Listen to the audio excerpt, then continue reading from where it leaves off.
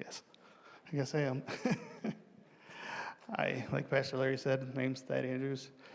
Um, I usually do this with kids. I ask them if anybody has a disability. I grew up with epileptic seizures. When I was 16 months old, I had spinal meningitis, ear infection, and pneumonia. And God's grace, He kept me here on earth, and He gave me seizures. But to me, I thought that was a curse. Having seizures is a hard thing to deal with, and I had them daily. I had an older sister and both my parents. My mom took us to church. I asked Christ into my life when I was in fourth grade. Excuse me. The first year in school, first grade, was really hard. I stuttered when I was reading, so my teacher would put me in the corner during reading. And I hated reading till probably 5 years ago when I started getting involved with the kids and stuff here, and I got more back into reading. The grand mal seizures that I started off with, I had a tongue depressor that I had to use. By third grade, and I started growing out of them. And so I was just having seizures daily still, but it wasn't the grand mals. They were going down more to petit mal.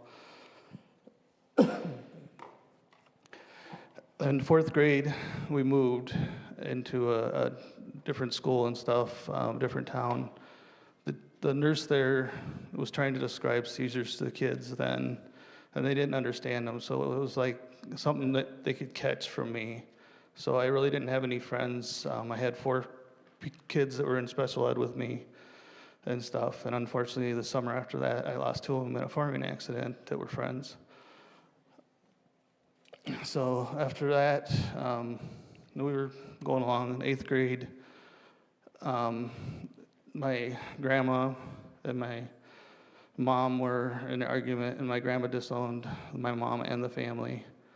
We sent class pictures to her, and she sent our pictures back, and that was one of the hard times in my life, was forgiving grandma.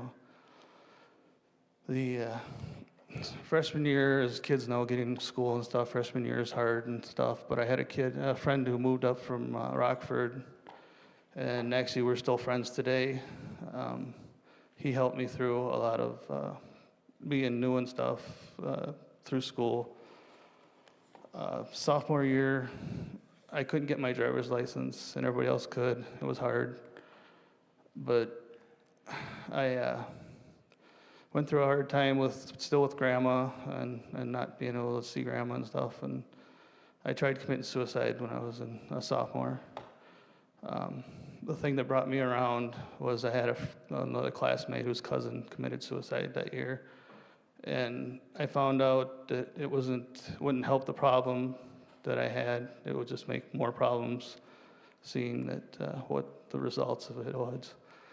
That, and my mom worked in human services, and I saw all these kids come in from foster care and stuff, and just seeing these kids that were, I don't know, not loved by their parents like I was. So then, after that, my life started going uphill because I was going for therapy and stuff and talking to the pastors.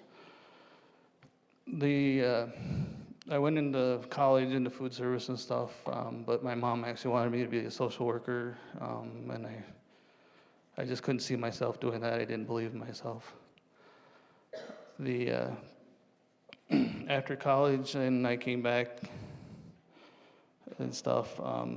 I had surgery we started tests when I was 18 and I was in college and stuff. When I was 20, I had surgery on my head for the seizures, and I've been seizure-free since 21. They told me I was seizure-free, so 26 years now. So yeah, it was and actually I was one of the first ones at UW-Madison to be seizure-free and stuff. And now the tests, the way they do surgery, is really good. So me and Melinda, who we were married and stuff, and we were trying to have kids for 10 years and actually told by 2 doctors that we were never going to have kids. And people that know us know we have Trevor, who is another miracle in our life. He, very blessing. When I was 20, I fell off a ladder and stuff. I was 26 feet up in the air, and God kept me here and stuff. Just another miracle in life that He's done for me.